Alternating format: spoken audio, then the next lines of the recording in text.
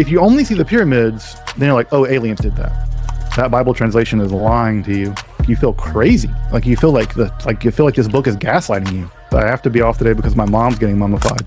Today on the Austin and Matt podcast, we get to talk to Professor Justin Sledge.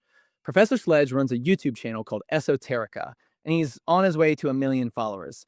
It's one of the most interesting channels I've gotten to follow in the last few years. And the reason that I like it is that Professor Sledge brings a real balance to a lot of topics. So here on the Austin and Matt podcast, we like to interview people that have hot takes, right?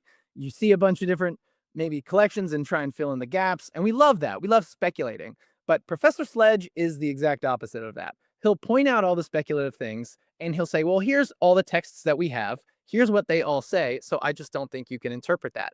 And I appreciate how much balance he brings to where you can go listen to his episode on the Gospel of Mary. And he's not interpreting it from a religious context. He's educating you on all the different texts we have, the different languages that they're in, and the implications of how that could mean, of how it spread and what it meant. And it's just an amazing perspective on history. Because at the end of the day, all we have with history, especially thousands of years ago, are texts. And that's it. We just have a lot of things written down. And so he will actually go and read all of the texts on a topic and present them. And we asked him, he said he reads up to thousands of pages for every single episode that he puts out. And he's one of the hardest working YouTubers that I've ever come across. He does it all himself. It's all incredibly academic, but he presents it in such a way that you'll listen to an episode and it'll be 30, 40 minutes in and you're captivated. It's like your favorite college professor, if you ever had one. That you just could listen to all. He gets you interested in all these esoteric topics. He even goes into the fact that now he's kind of one of the main four figures in esoteric knowledge, which basically means anything not mainstream. So thousands of years ago, if it was Western Europe and the church is kind of running everything and there's the government and the church, esotericism is anything outside of those two organizations. So it really is a broad range. And he is dropping words like he's dropping words like Orphic hymns and Heidegger's Parmenides. And you can tell that this guy has forgotten more ancient texts than I've or you've ever even looked into. So it was a really fascinating conversation, both because one, we got to talk to him about his YouTube channel and he came from an entrepreneurial background. He knows how to run it. He knows his metrics and he has a real business plan for it. So we got to talk to him about different points in his YouTube journey and how that's going with him and his family. And then we also get to dive into some of his favorite topics. He's so down to earth. And like one of the things that he taught me that I didn't know is he said, if you want to know if your Bible is lying to you, and he's not for or against anything, he's just really presenting things. But he said, if you want to know if your Bible translation is lying to you, then go to the book of Job. And if at the bottom of every page there isn't an asterisk somewhere that says meaning of Hebrew uncertain, then that's not a good translation. He said 15% of the words in the book of Job, we do not have a translation for. So it just has to be interpreted. And he wants to be honest about that interpretation and say this section was interpreted and it could mean this or this or this. And scholars lean this way and I probably lean this way. But, you know, he'll outline sort of the academic, he'll show you the academic rigor that goes into interpreting these. And even he's feel comfortable saying, here we don't know. And so it could be this or it could be something else.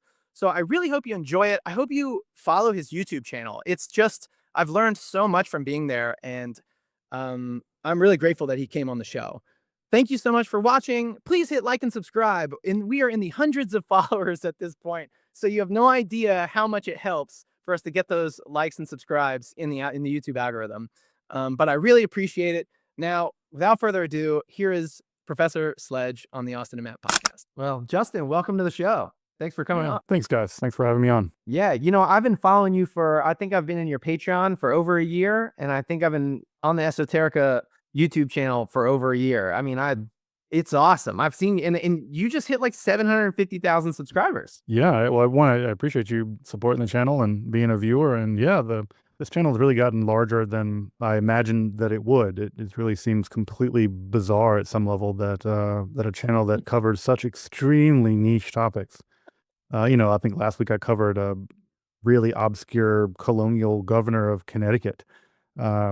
not many people are jazzed to listen to some guy talk for half an hour about a alchemist governor of colonial Connecticut. But Here we are. here we are. Again, you should never. It's one of the laws of filmmaking, right? They say never doubt your audience, and always assume that your audience is pretty smart. And luckily, the audience that Esoterica has attracted has been enormously intelligent folks, and it's been really an honor and a privilege to be able to produce this content. What made you want to start the channel? My brother is completely responsible for the channel. My brother Jonathan, he was urging me for years to start a YouTube channel, and Really? oh yeah, and it's this academia kind of arrogant, YouTube is for like cat videos kind of attitude, and and that only really changed when I realized.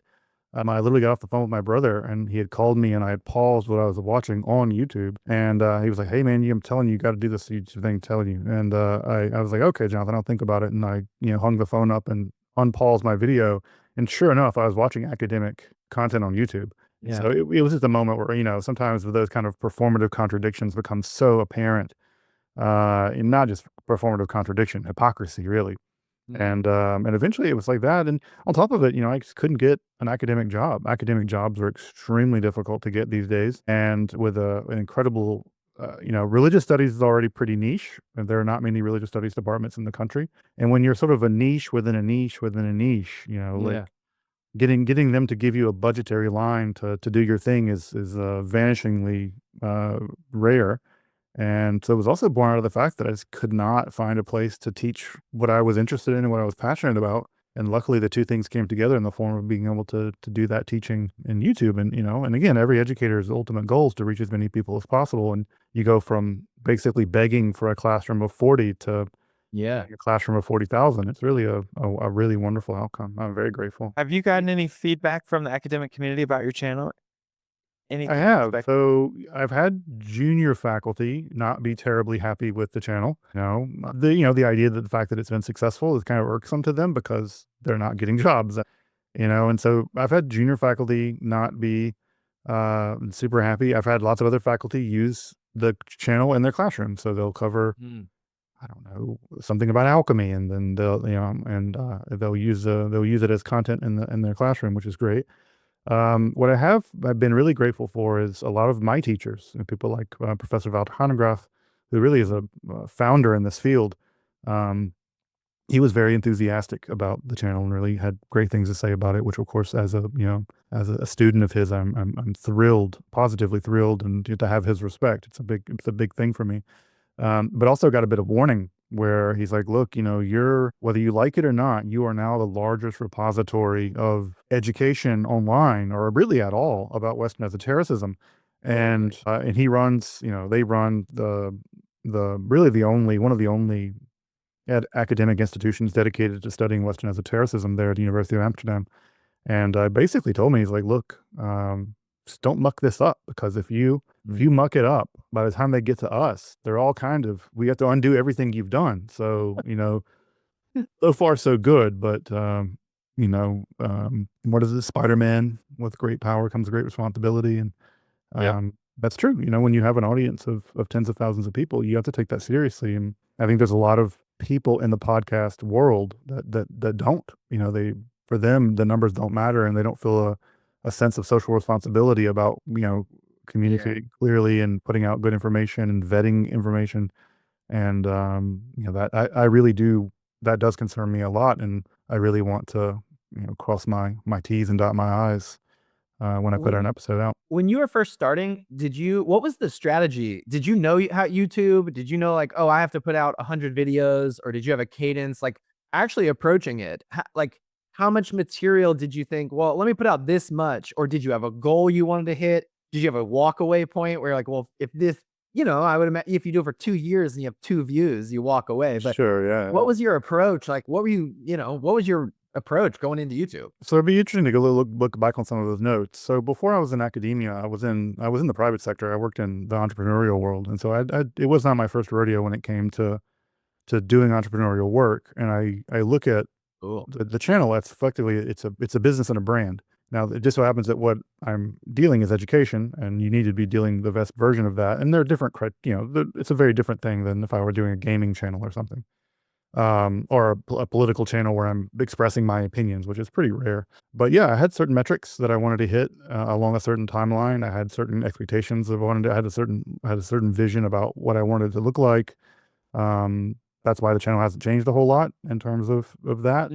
It has gotten better, I think, and hopefully it will continue to get better. But yeah, I had metrics, and those metrics really were, I'm going to be dumping X amount of time into it. That needs to transform into, it needs to over time needs to transform into some kind of financial return. Otherwise, it just becomes totally upside down. I mean, again, we're living in the real world. I got kids and stuff. And so yeah, so that was all gamed out, and luckily those goals were hit and exceeded really rapidly, and basically every goal that I've hit so far has been exceeded well before I thought it would. So, but I will say that the first 2 or 3 years of the channel, the cadence was extremely high level, and that's just because I think that's how you have to do YouTube. You have to produce a lot to get the algorithm's attention, or get lucky or whatever, or do controversial stuff, which I don't really do. Um, and I don't think that's sustainable. I think that cadence has to get walked back, and you have to, at some level, change it. So I think after we pass 1 million, which hopefully will be in the next year and a half or so, I want to rethink that cadence in order to basically make it sustainable. Because I think we've all seen the wave of YouTube retirements, and some of my favorite YouTubers have retired, and yeah, I don't want to be in that situation. I don't want to burn myself out. And I'm gonna keep doing this because I really love to do it, and I think the key to doing that is to develop a, a, a balanced way of producing content where the rigor stays high and the content continues to be consistent. But I'm not pumping out 45-minute episodes every week. That's just ultimately not going to be sustainable. And what guides your process for choosing topics? Is it mostly audience led, or is it just like interests that you dive into? So there's kind of a three-way tier the way I do it. It's led by Patreon folks. I pretty often ask Patreon people what they're interested in and try to really lean into that, because at the end of the day, those are the folks that are paying my bills, that keeping the lights on, and I really want to be serving that community. And also their interests, Patreon folks' interest is not going to be at odds with the larger interest. It's just going to be about priority, not about either or. And then sometimes it is just, I get a wild hair and I just really want to do an episode on that. And sometimes it's just like I look over and I'm like, okay, what this week? And I have a kind of master list of a bunch of stuff that I want to hit eventually. And then sometimes it's just, it's like wake up in the middle of the night and you think, this week it's going to be about the 6th volume of the Nagamati Library for some reason, So it really is. There's a range of things, and also I do try to be mindful of some combination of how do you serve the God that is the algorithm. You need to be doing stuff that's going to appeal to a broader audience and bring a broader audience in. But also, I really want to be able to do those things like I did this week, where I'm just diving into like an extremely obscure figure from 17th century colonial Connecticut, and I want to be sort of bouncing up and down between those two wavelengths, where I'm doing something that's more broad and more a bit user friendly, and then really plunging folks into stuff that's pretty off the beaten path. Because if I'm just doing videos on what the algorithm wants, which I'd be doing videos about demons and the Antichrist and all this edgy stuff, and while it's some level interesting, you can really box yourself in if you're not careful by trying to repeat successes over and over and over again. Yeah. And I don't want to do that. I want to maintain a pretty broad array of things. And I make episodes on alchemy, Kabbalah, magic, a pretty wide range of things. They're all quite specialized. They require a lot of specialized research. Sometimes reading and translating things from the original languages. That's not a thing that's totally uncommon now in my life. But yeah, those are the kind of, that's the kind of broad thing I want to do. I don't want to be, I've made it, I don't do any debunking videos. I don't do any videos where I'm like chasing the big thing in the news, and I'm not saying that there's anything wrong with doing debunking videos or following the news, but I don't want to be beholden to sensationalism or controversy for the sake of controversy, or those kinds of things. I think those are yeah, it's not a good look. It's not a look I want to follow. Yeah. To be led by my passion and led by the passion of my audience, rather than led by the news cycle or something like that. What was the first, I'd love to know sort of on the growth of the YouTube channel. What was the first, do you remember the first moment that to you, like you got 10,000 views, or, like something where you got some feedback, some real feedback where you were like, it just made you realize this is going to work, or this is starting to work. You know, that first bit of like, oh, I went from 6 views and I got 6,000 views. Or do you have a moment like that happened? Yeah, I do. I don't remember the exact numbers, but I do remember I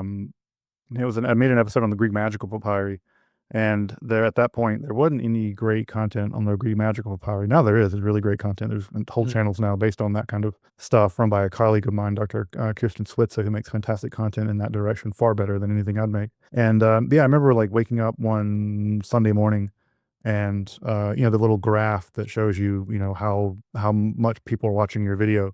Typically those, they're relatively, it's kind of up and down, but it's not crazy. It's the bar had gone up such that everything else was like basically invisible. And so, it went viral or whatever. I mean, again, viral relative, not viral. Yeah, whatever that means. Yeah, not even, but yeah, I picked up, it was the kind of thing where I was picking up 500, 1,000 views, and it's just picking up 50,000 views in one night. And so, Okay. yeah, it was one of those kind of, inflection points. And there's been a couple of those in the channel.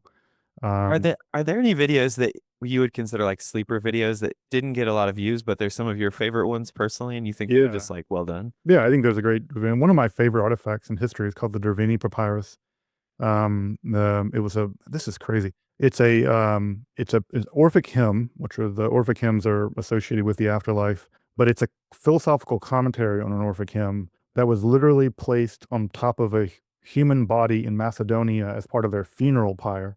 The body was incinerated, but the papyrus was not totally burned, but it was dried enough by the incineration of the body that when it was eventually interred with that person in what's called a crater, a big funeral urn, the fragments of the papyrus sat underground in this tomb for 2,400 years until a road crew was basically widening a road and busted into the tomb on accident. And sure enough, inside of effectively a completely intact sealed tomb was the oldest surviving manuscript in European history that was meant to be burned on this guy's funeral pyre and survived, at least partially survived. It's from Derveni in what is now Macedonia. And the text itself is incredibly interesting and weird. And just to think it's the oldest European manuscript that we have, it survived under extraordinarily weird circumstances. Papyrus does not survive in Greece. It's very humid there. And the very thing that you would suspect to have destroyed it, being literally set on fire, saved it. And so it's just it's a fascinating document. There's a lot of scholarship about it, but I think most people have never heard of the Derveni Papyrus, but we know the Dead Sea Scrolls and the Nag Hammadi Library. And, Europeans can tend to be pretty proud of their stuff. They're all about like, we were the first to do this and the first to do that. But I'm like, most Europeans and most Americans have no idea this is the oldest surviving papyrus or text manuscript from Europe. It's also a good example. It was also an instructive example for me because this is why you cannot rest on your laurels in terms of scholarship. I had pretty well thought that I knew about the papyrus pretty well, and I thought that I had known about most of the literature about it.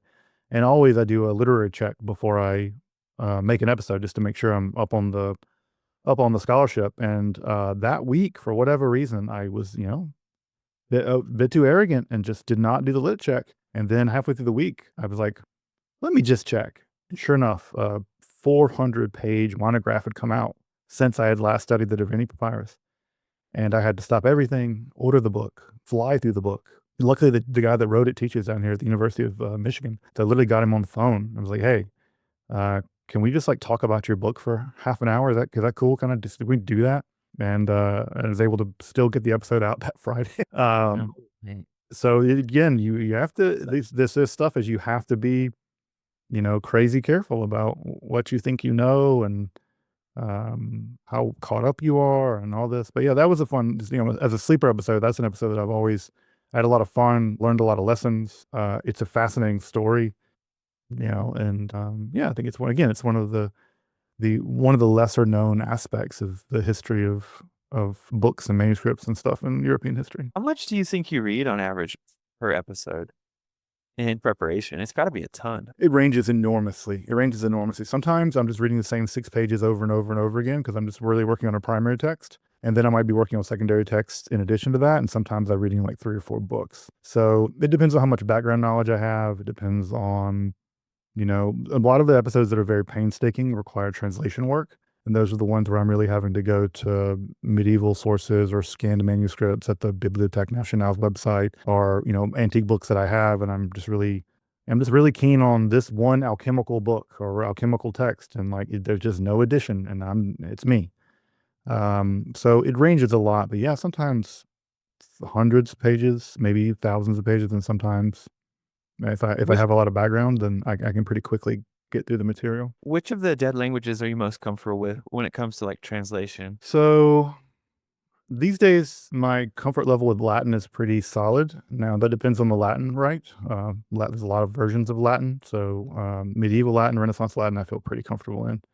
Um, I've gotten a lot better at Coptic. My Greek has suffered enormously. I used to be pretty good in Greek, and now my Greek has gotten really bad. And I don't know why, because it's not like I don't use it. Maybe I'm just reading weird stuff, and it's just harder than That's reading. likely. Yeah, it's like, if I'm reading something normal, Plato or whatever, it's not that bad, but some of these texts are really out there and kind of psychedelic, and so the Greek is pretty difficult.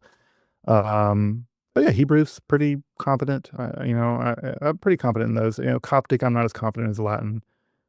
In the Hebrew also, it just depends. It's the kind of thing where, you can read competently in a language, and just because you can read the language doesn't mean you understand what in the world they're talking about. I mean, I read English as a first language, but if I go try to read a Faulkner novel, I have no idea what he's talking about half the time. So just because you read a language doesn't mean you understand what they're talking about. And so it could be the case where not only is the language itself a difficult task is to read the language, but then you're reading something that's inherently weird. And also, a lot of these authors are intentionally like, they're mucking with you. They're messing with you. They're doing things that they're using language in extremely unconventional ways. And so sometimes you think to yourself, like, look, am I just incompetent, or is this person just crazy? Yeah. And the answer is probably some degree of both. Have you used any like ChatGPT or Claude and tested their sort of knowledge of dead languages and translations or any like I don't know, how does that compare to sort of you who've studied it and know them? You've forgotten more Greek than I've ever learned. So, how does it compare, It just ranges enormously. ChatGPT and a lot of the other like LLMs and stuff are pretty good with Latin, classical Latin. They're pretty good with classical Latin. Medieval Latin, they do really poorly with medieval Latin. They garble it pretty badly. In Renaissance Latin, they get better again because the Latin gets a bit crisper. Hebrew, they just butcher Hebrew, just like they render it completely unintelligible. I did it with Aramaic, they could butcher it. I have never tried Coptic, but the more the language is, like, this is unsurprising, right? The more the language is grammatically structured, the better the language learning models are. And so Latin's a really highly inflected, highly structured language. Medieval Latin, part of what makes medieval Latin so difficult is that they're not talking in this language natively. They're not learning this language on their mother's bosom or whatever. It's an artificial language, and they don't really understand it all that well often. And I don't know, for folks who've ever learned a second language, often what you do when you can't express yourself is you just start throwing words in there in the hopes that it will clarify things, and it never does. And they do that. They just throw demonstratives and other things in there, and it just further obfuscates what in the world they're talking about. So it has a lot to do with the quality of the original language, but um, modern languages it does fine with. I mean, I don't read Italian, and I've definitely read entire articles.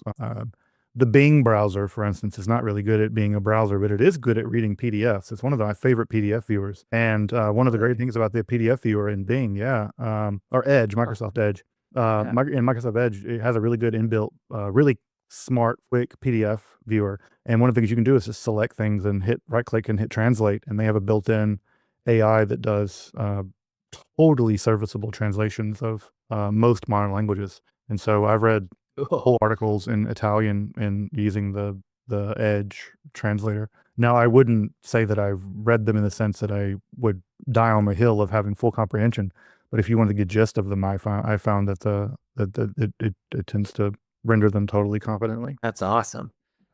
As someone who's like studied languages, I'm kind of curious, what's been your darkest day, like dark night of the souls type stuff, trying to learn a language?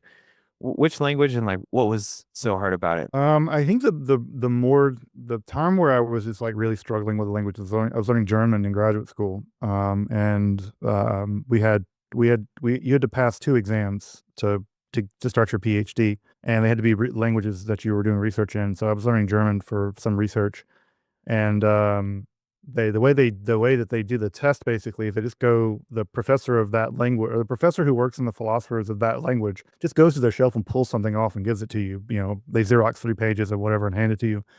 And I watched him sort of like go to his shelf, and he's looking at this, he's looking at Hegel, and I'm like, oh God. And then he's looking at whoever, and then he gets to Heidegger, and he pulls Heidegger off the shelf, and I was like, okay, maybe it's Being and Time, but maybe it's a lecture of Heidegger.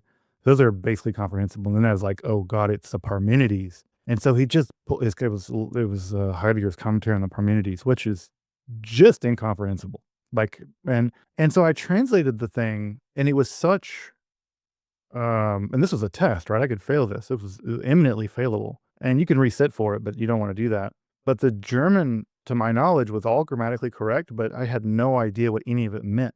And so it was the moment where, like, I'm fairly confident this is all grammatically, vocabulary right. But remember those moments when you're like, or we're doing a test, like on like Scantron or whatever, and then you get like 3 B's in a row, and then the next one's Yeah. B, and you're like, it can't all be B. Yeah. Which But one you've did like they done get? the math like 5 times, and it's like, they can't all be B. It's not, something's wrong.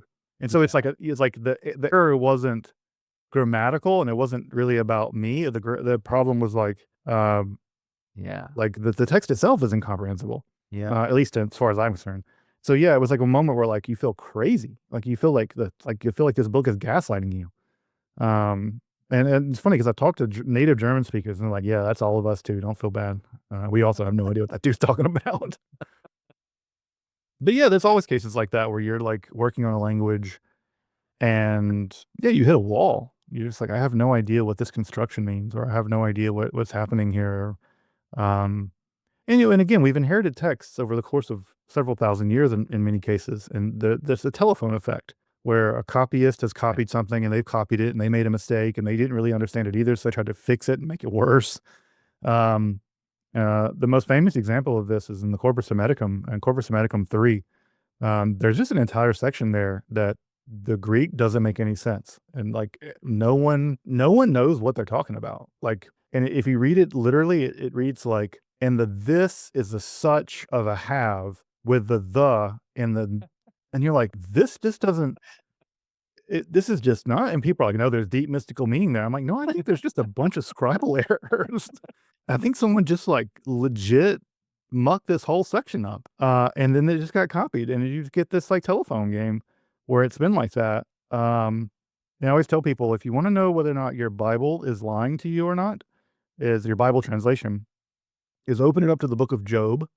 And if you open up the Bible to the book of Job and you look at the bottom of the page and you don't see the phrase meaning of Hebrew uncertain on every single page, that Bible translation is lying to you, because there are 15% of the words in Job, we have no idea what those words mean. No one knows what they mean. And I've never heard that before. Job is a book where the writer of that book was using, and we've unlocked some of them because we now have cognate languages like Akkadian, where we're like, oh, that word actually is a weird poetic use of an archaic word that's closer to this Akkadian word. One of the names for God's like that, El Shaddai. God is referred to as El Shaddai. And no one had any idea what this word Shaddai meant until we've discovered Akkadian, and we know that the Akkadian word for mountain is Shaddad. And you're like, oh, mountain god. Okay, that makes sense. That's cognate, makes some sense. But Job is full of these. There are whole verbs that we don't know what in the word the verb means. There are lots of nouns and adjectives that we don't know what they mean. Job is linguistically the most obscure book of the entire Bible. And any person who's translating Job and can tell you that they can render that whole section, that whole book without obscurity, is just flatly lying to you. Is it really unintelligible without making taking liberties to kind of assume one way or the other? Or is that 15% spattered around enough to where really a lot of the story is interpretive more than known? Yeah, I mean, we could. Concern. I mean, we can basically know the gist of what they're talking about. It's just like it's like they'll be making a comparison, and it's like, this is like a blah of a blah, and you don't know what the the second blah is. The other word doesn't make any sense. Like you just don't know what that. And it's just a word that never occurs anywhere else. We have a phrase in language when a word is a hapax legomena, it means that it occurs only once in an entire text. And if a word occurs only once in an entire text, you can't quite be sure what it means because all you have is context clues or something. And Job has a higher concentration of those than any other book of the Bible. And again, it's poetry, and poetry is often where people show out. They improvise, they kind of jazz, and they even make words up. And so it's just a place where the poetry is extremely obscure. But yeah, that's a legitimately obscure book of the Bible. And like I said, if you crack open a Bible translation, and if it doesn't say meaning of Hebrew uncertain on every single page several times, they're not being honest. If there were a language that could possibly have been passed down from like a higher race or intelligence or something, which language strikes you as one that's just kind of like, dang, that's well designed, or that's tricky? I mean, they're all complex. I mean, they're all complex in their own ways. I don't know. Again, it sort of cuts in two ways, right? When I think about God or something, I tend to think about simplicity. That deities don't do things that should be more complex than they need to be. I always think of Marie Kondo theology. It's like whatever, like they're real simple. If that's the case, then there's a lot of languages that are super simple in some ways grammatically. Chinese is a relatively grammatically simple language that achieves a lot. Then you have languages like Sanskrit that are extraordinarily technical with their Sandhi rules and lots of declensions and lots of conjugations. So I don't know. It would depend on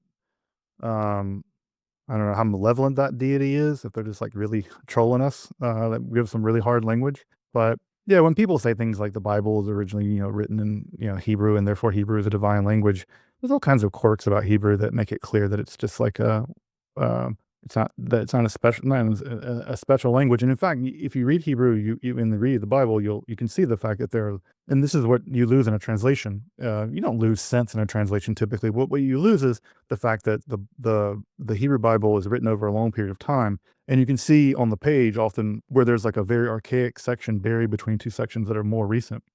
The equivalent of like reading through a novel and all of a sudden it switches to like Shakespearean English. You would know something had happened, right? If you're reading a modern Stephen King novel and all of a sudden they're talking about who art thou, Yeah. you'd be like, hold on, that's in a more archaic version of English. Things like that happen with the Hebrew of the Bible, but you don't see that in translation. And we know that certain sections of the Bible are much more archaic than other sections, and some sections are much later because they have, for instance, Persian words. And we know that there's only a certain time period when Persian existed as a language. So that's the kind of stuff that you often miss. Like if you're reading a novel and someone started speaking, modern Mexican slang, Yeah. you'd be like, yeah, that tells you kind of when it happened. And so you get stuff like that in the Hebrew Bible that translations obliterate. But I mean, again, if you have a good Bible, they'll tell you that in the notes. So there'll be an indicator that something like that is happening. I was wondering if there's any topics that you would love to do videos about, but you feel like there's not quite enough research for, and you're just kind of like waiting for the domino to fall on that. Yeah, there's a lot of things like that. So the vast majority of alchemical literature is not translated yet. So if you think of just like Latin literature, I'm not talking about the Arabic literature. The Arabic literature is a totally different animal. And I don't have Arabic enough to say, but of the Latin literature, 90% of it's not translated. There's an enormous amount of stuff. Also, Christian Kabbalah, Renaissance Kabbalah. There's most of that's not translated. Huge books, several thousand page books are not translated yet. Wow. And so, yeah, don't even have modern editions. You can't even you have to look at them in 17th, 16th century editions usually. Wow. And so, Why? What's going on with that? Isn't it like why? Why are they? scholarship, just it's hard. Oh, someone's got to do the work. You got to have someone who, let's say you want to translate alchemical texts. You need to know the Latin. You need to know the alchemy, which means you know the history. And so the skill set required to do that just like dramatically shrinks until the amount of people in the world that can do that shrinks to like 3, like within a few categories. Yeah. And then, institutions, academia doesn't really respect translation work. In many cases, academically, it doesn't even count to your publications. So if you're on the tenure track and you're trying to publish, they won't count translations as actual. So they're disincentivized, And then, the question is what audience is there for this stuff? How many people out there really jonesing to read some 16th century alchemical stuff? And the answer is probably not many, frankly. And there's a sort of a law of like inverse proportions here, where as texts become more obscure, the likelihood of you wanting to read them means you probably have picked up the skill sets to read them in the original language anyway. So there's sort of a collective action problem where everyone assumes that everyone can read them and no one can.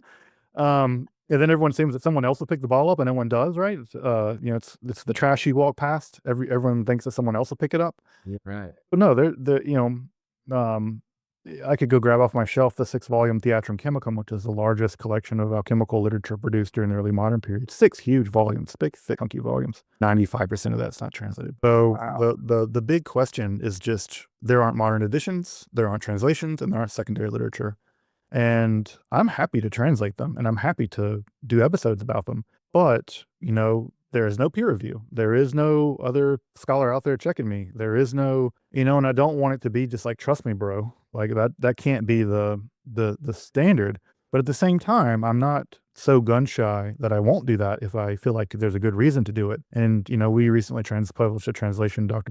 Dan Trell and I did a translation of some of Agrippa's material that has not been translated, and we didn't run it through peer review or anything either, but we did provide a new edition of the Latin original.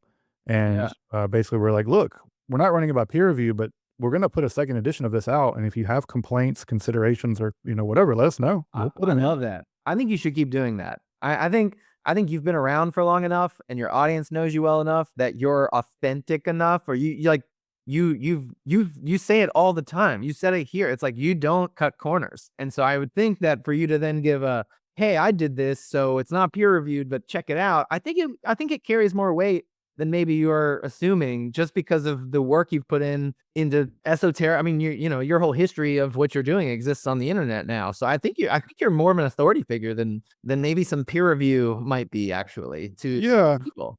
Yeah, it's all about like there are a lot of competing concerns, and it's just about like how do you navigate those competing concerns. Yeah. And yeah, also I think another thing that motivates and I've talked to some other people in the field behind the scenes, and they've expressed concerns about, what happens when you translate stuff and there's no one checking you.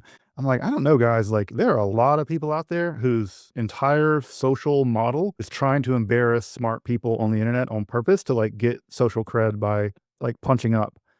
And trust me, there's a lot of people that want me to be wrong, a lot. And when you put your name out there on something, that there's going to be 50,000 eyes on it, and Yeah. some of those eyes are not charitable. And so, You yeah, got the comments okay? The negative comments? How yeah. do you take them? You don't care. I mean, I think that if the way I treat it is I treat it like my classroom, that a critical comment is like totally fine and welcome. I mean, if someone thinks I make a mistake, which I do, I'll spoonerize a date instead of doing 1768. I'll say something wrong and be like, yeah, you got that date wrong, whatever. I'm like, yep, yeah, that's totally fine. Or you forgot this interpretation of this, and that's totally fine. But yeah, when it's such like hateful, trollish comments, no, I don't. Yeah. In the same way, I wouldn't tolerate that in my classroom. I'm not going to tolerate that either. And so I'm just not going to have that, because what ends up happening is if you allow those kinds of comments to really dominate the YouTube page, it just becomes, the comments become a cesspool, and people don't feel like they don't want to be part of that community. I wouldn't blame them. And so I want people to feel like they can be part of a community where we can discuss stuff, joke, have fun, but I'm not going to take someone saying like misogynistic stuff or, whatever. That's not gonna, I'm not gonna have that. Yeah. So it's like, basically I treat it like my Common decency rule. yeah. Just like, don't be a bastard. And like, but also like, if you want to tell jokes in the comments, like great, there's always like a class clown. And that's like, I don't trust any class that doesn't have a good class clown. So Yeah, that's fair. I always take someone who's going to do translation to be someone who needs to be like disciplined and empathetic, maybe, because they need to get hopefully into the mind of the author a little bit, which should require some level of empathy. I was curious, like, where did your work ethic come from? Because it seems like you're in a pretty hard field, relatively speaking. I'm just curious, like, where your personal sense of self-discipline came from. I guess one thing is that it came from just being really passionate about the topic. It's really not that difficult to be self-disciplined when you really care about something and you want to do it well. Like, you'll do it because you want to. Also, I think I treat YouTube like a job. It's like Esoterica is a business, whether you, and again, if you think of it as something other than that, you're just not being true. You're not being honest about with yourself. And so I treat it like a job. I punch the clock. I'm waking up tomorrow morning I'll get up at a little after 5:30 and I'll do my admin work. Usually up at 5:30 or so, I'll get up, I'll do admin until my kids wake up. And then when my kids are off to school, like I'm at the desk and I'm at the desk until time to get to the gym or pick the kids up. And, it's just, it's a full day. Yeah. And also I made decisions in my life that, um, yeah, that I think facilitate having a better work ethic. Like I don't have social media, just don't have any social media whatsoever. And that probably is not the best thing in terms of promoting the Esoterica brand, but it also is like one of the data is very strongly indicates that social media is a pretty significant time sink, and it's not super good for people's mental health, especially women and girls. And I'm just like, I don't, the ratio that I see people putting into it versus what they seem to be getting out of it it seems upside down to me. Yeah. And I just like, it's not for me. I'm not saying it's bad. I'm not saying that it's not worthwhile, but, if I'm going to be arguing with people on Twitter for 15 minutes every day, you do that math, you've been arguing with people on the internet over the course of a week or a month for hours of your life. That's hours I could be putting into doing anything else, anything else. And so I just like opted out of that early on and have remained opted out of it. Yeah, and also it's just like I have even despite the fact that I'm my own boss, I guess as much as one is, I have deadlines. I treat I treat deadlines like deadlines. The episode has to be written at the end of Monday, and if that means like getting up at 5 a.m. on Monday and writing until I'm done and writing until I'm exhausted and coming back that evening and writing some more, waking up Tuesday, like the episode is getting shot Tuesday, is getting edited on Wednesday, and it will be available for patrons of the channel by Wednesday at 1 p.m. Like that's just not, it's a non-negotiable. And so unless there's something catastrophic where I just literally can't, and it's only happened literally twice where something has intervened to the point where I just could not get what I needed to get done. But to me, it's just like if you treat it like a job and you're responsible for the product, you want to do right by it. At least I do, and that just means like getting your metrics and doing your thing and getting it done, and knowing what you can deliver on. If I set it for a goal myself, I'm going to translate a major work of Paracelsus in 2 days. This is not a realistic goal. You just got to set realistic goals and be able to deliver upon them. Like I said, I used to work before I worked in academia, I worked in the entrepreneurial space in tech. And What did you do? I did some all of my friends grew up in tech. And so we all grew up, early days of like BBSs and then, transitioned over to programming. Like I remember when we were learning C, we're teaching ourselves C, and when C++ dropped. And, I remember like, oh, wow, we have objects now. Like I'll never have to program a random number generator ever again, and just like, oh my God. And so like they all went into tech and now they work for huge companies in tech. They work for the big names. And so I was adjacent to that world for a long time, working mostly in security and some in like data management and stuff. And yeah, just like I got that tech world, especially this was the late 90s, early 2000s. That world was a world in which like you had to be on fire because you were competing with a bunch of super smart people, and you learned, at least I did, that if you want to get things done and deliver on what you say, you have to have a work ethic that will get it done. And you sitting on your hands is not going to get it done. What was the worst job you ever had? I guess it wasn't the job that was so bad. Well, I quit my first job like basically the second day there. I was like worked at like a grocery store, and like the manager just was like really mean, and I was like, I don't want to do that, so I quit that job. I used to work at the cafe at like the Barnes and Noble. Like the Barnes and Noble has like a little Starbucks inside of it. Yep. At that time, we were the only Starbucks in the state, and so this is in Mississippi. And I don't, bookstores attract like psychos, like just like, like we had like, oh, there's the flasher guy, and there's like the lady who like brings her cat in when the cat's not supposed to come in the store. And just like just a steady stream of like crazy people. And it also like entitled people, like smart people often also become sort of pretty narcissistic, I've seen. And bookstore people who come to bookstores at least think of themselves as being relatively intelligent, and maybe they are, I don't know, on average, I don't know. but there was like just like a lot of entitled people that you had to kowtow to, and the management often, I'm sure you guys have worked for the same thing where the management always takes the side of the customer and rarely the side of the uh the the worker. But there was a moment where a guy came in and I guess he was in a hurry or something, and he like ordered a coffee and he like, basically threw money at me, and it like landed all behind the Oh, to like pay for it. He's like, yeah, to pay for it. He just like here, it's like here, I gotta go, and it just landed everywhere. And I was like, I'm not picking that up, dude. And he was like, what? And I'm like, yeah, you can't leave with that. If you leave with that, I'm gonna call security. And like, I'm not picking this up. Like, you can come back here and pick this up. And he's like, I'm gonna get the manager. I'm like, you do that, dude. And the manager took his side, and I was like, and this guy was named Mark. I was like, Mark, I'm not picking that up. Like, I'm just not. Like, there's just a line, dude. Like, people can't throw money at you. Like, Man, he's not Jesus trying to flip tables over in the temple. yeah, He doesn't get that pass. yeah, he doesn't get that pass. It's like, I'm a human being. Like, I get he's in a hurry, but he could, there's lots of ways of, and so the money never got picked up, and I didn't get fired, but and the guy was allowed to leave with his free coffee.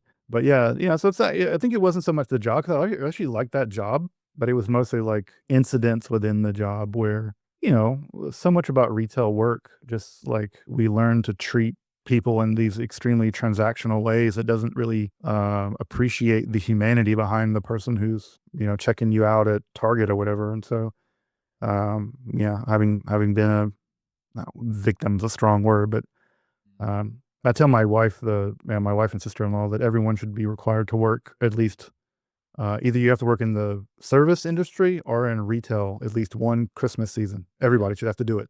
Just like in Germany, you have to serve in the military. You should have to serve in the retail army at least once. That makes a lot of sense, since we might be the most consumerist nation. The United States might be the most consumerist nation. Yeah, you should have to serve in the salt mines of, whatever. I guess now the Amazon workers or whatever. Yeah. But yeah, so So I know you're not into debunking, and that's okay. But I think you're a pretty big authority figure because of how much you value the texts and like the actual artifacts that we have. And I just wanted to ask you to indulge me a little bit, because I like the research that you've done. I want to ask about the emerald tablets. It feels like those things were like made from adamantium from Wolverine. Like, I don't like, those things feel like so embellished by everything I see around them. And maybe it's just because they're called the emerald tablets, and so that's just very alluring. But can you shed some light on that a little bit, or just like help dissipate some of that? Because I feel like I see those things are like from aliens, or I don't know. You know what I mean? from Atlantis and stuff. Yeah. Atlantis. Like, what are the emerald tablets in that? As far as you're concerned. Yeah, I don't think they were written on emeralds, just because you can't get emeralds that big. I mean, it would be written real little and no one could read it. I mean, I guess we could write them on emeralds now. We have lasers and stuff. Maybe the aliens did too. I don't know. Sure.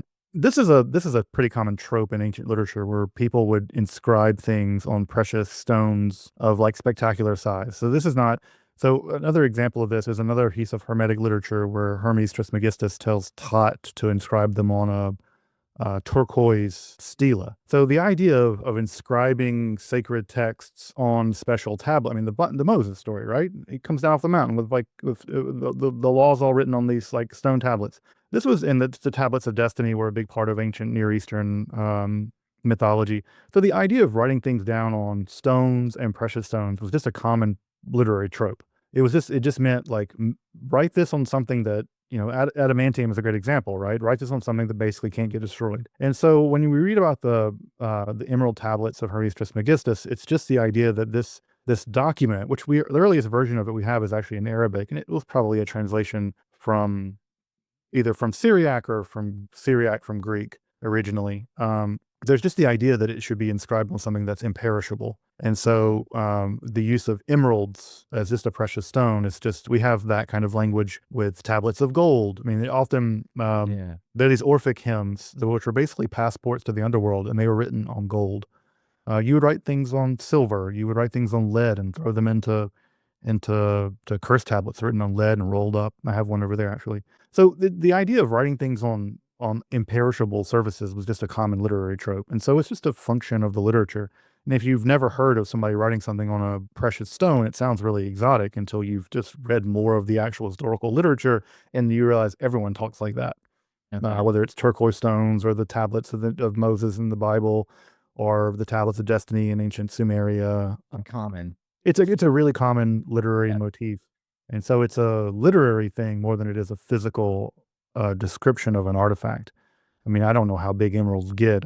I'm sure there's some pretty big emeralds, but I mean, you're not going to be able to write the entire, History of something. Yeah. whatever on an emerald, or a piece of turquoise for that matter. But it's just it's a literary thing, and it was a pretty common, it was a relatively common motif. And like I said, even other Hermetic literature talks about things being written on steles or tablets of turquoise. Does it seem like you've read, because of all that you've read from so many different cultures, what do you have an opinion on where all this comes from? Like, is it just pure mythology? That pure, Graham Hancock on Netflix is saying it's ancient aliens. Yeah, or at You least just ancient read some- civilizations.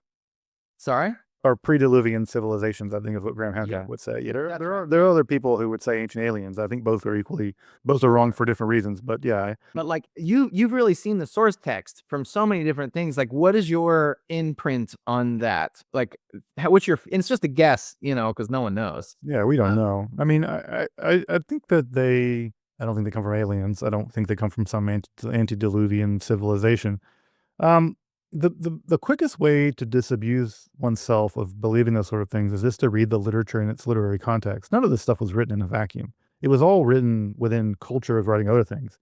And think about something like the Declaration of Independence or the Constitution. If you never have read any other piece of political theory and the only thing you've read is the Declaration of Independence and the Constitution, it looks really outstanding. Like, oh my God, how in the world could anybody have just sat down and wrote this? This is crazy. Until you read, like, oh yeah, there was a first draft of the Declaration of Independence written in 1774 by Thomas Jefferson called the Declarations of the Rights of British Americans.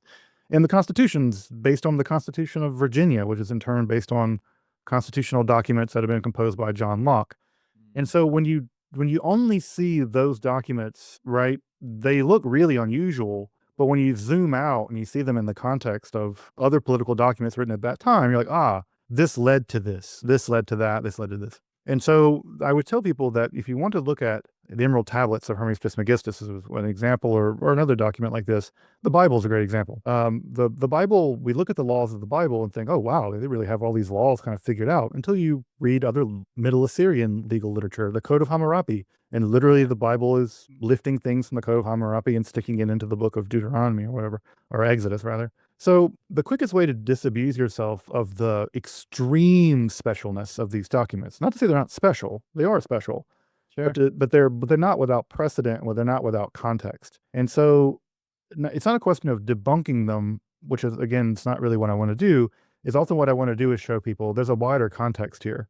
And in that context, they fit, even if they're works of genius. I mean, it doesn't, just to say that, yeah, Mozart was writing in the context of lots of people, that doesn't make Mozart less of a genius. But it wasn't like concertos just appeared out of nowhere by Mozart. He was building on a musical tradition that stretched back for centuries. And so if you listen to the Ninth Symphony by Beethoven, it's just like a shockingly amazing piece of music. And it is. It's one of the great pieces of world music that ever existed, but it has a historical and a social context, musical context. And that's true of this literature as well. It's just that this literature has an extra halo effect because it's so weird. Yeah. And it survived in very mysterious circumstances.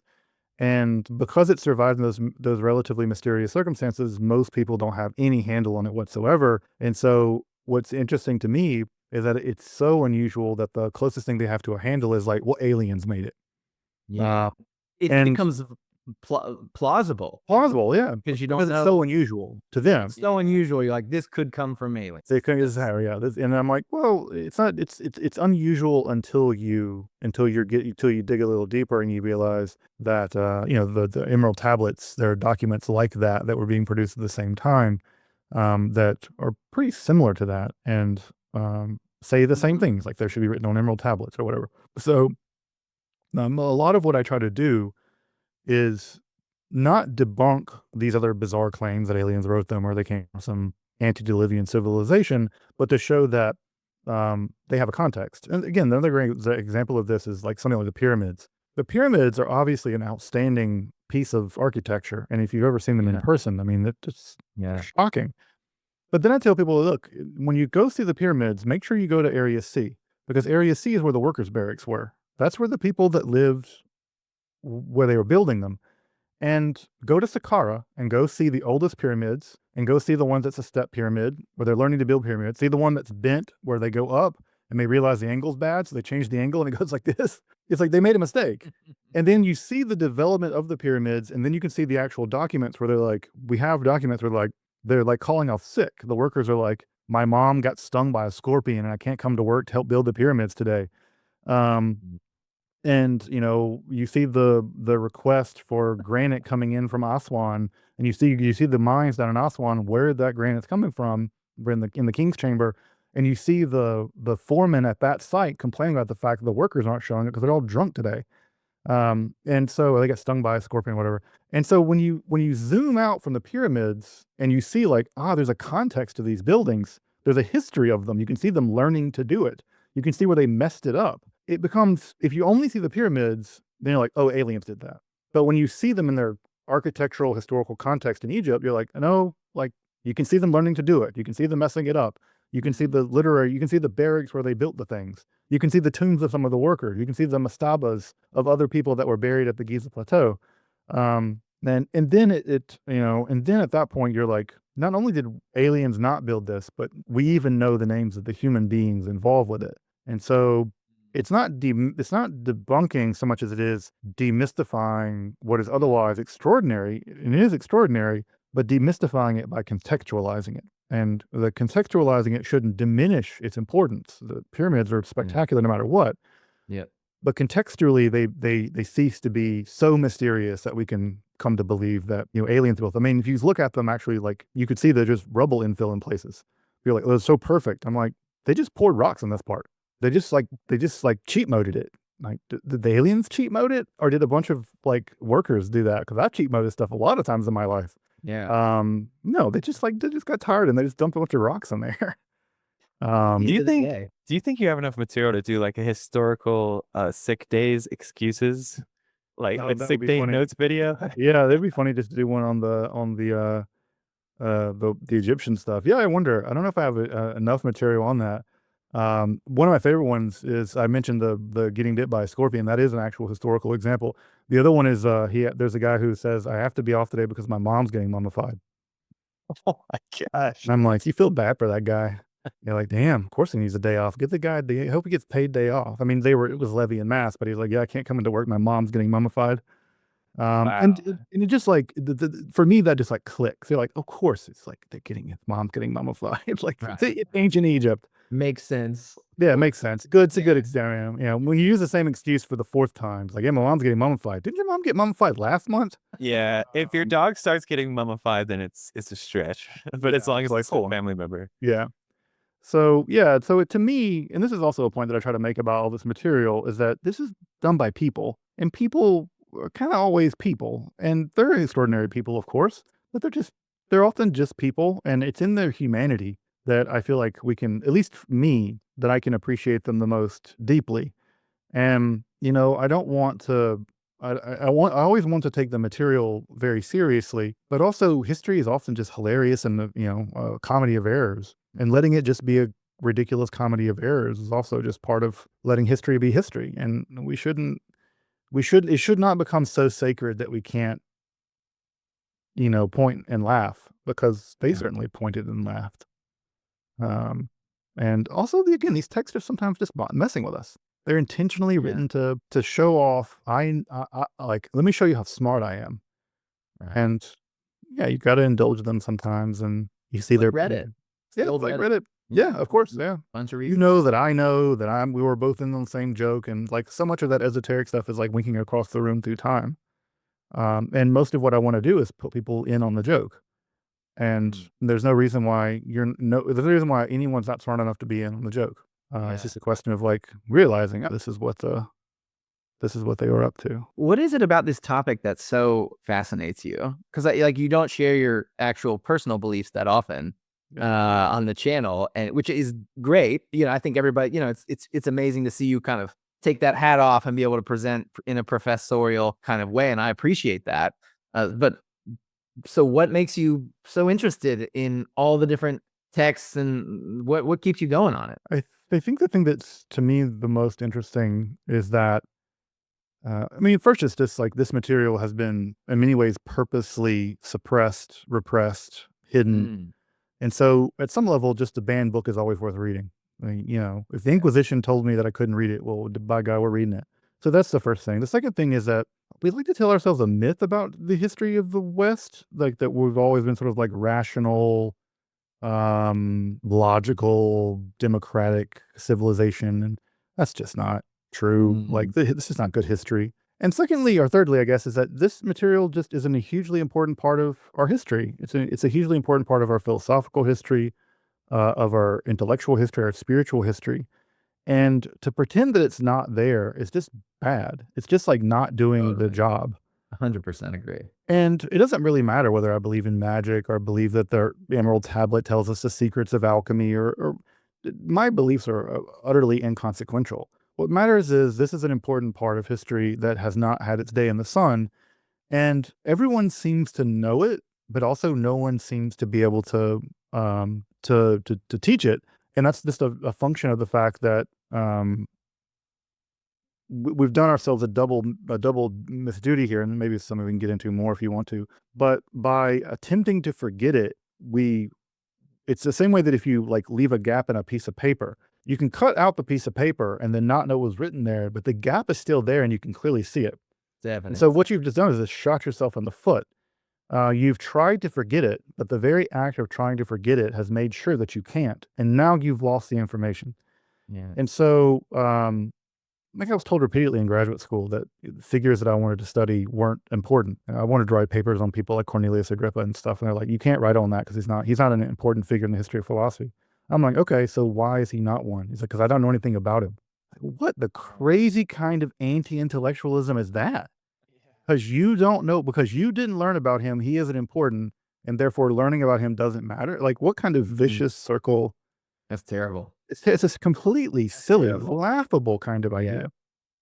And I became so infuriated with it that I was like, look, this is a part of it's a part of our history, and let's just like cover it. And I don't pretend that esotericism is the most important part of history. It's not yeah, big battles and stuff are also hugely important parts of history, but there are 50,000 channels on YouTube covering battles in history. Yeah. How many episodes of Napoleon can you find on YouTube? Right. Plenty. But there's this little domain of history, that doesn't really get, everyone knows it's there, and yet not many people are able to let it speak. And I try to be the voice that says, look, here's my slice of the pie. It's not the most important slice. It's not the only slice, but it's a slice and it matters. And if we don't, learn about it, then we're really not doing history. I guess the last thing I'll say is that it's just interesting.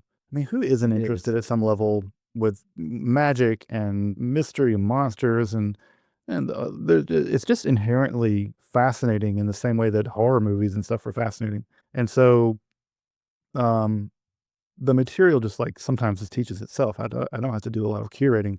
When you have John Dee talking to angels and the angels are telling him to swap lives with his scryer dude, and you're just like, what in the actual, like, this is just gonzo crazy stuff. And it's just like anyone, I mean, again, even if I don't believe it, I don't really believe they were talking to angels, and it doesn't really matter what I believe, but it doesn't really, they believe they were. Yeah. And so like, I take them, I try to take people at face value. It's not about what I believe, it's about what they believed. And for me, the responsible thing as a intellectual historian is to treat them with all the respect I would treat any person, and treat anyone's beliefs with respect, and try to tell it as they would have experienced it, not by me looking down my nose. Oh, silly superstitious people talking to the angels.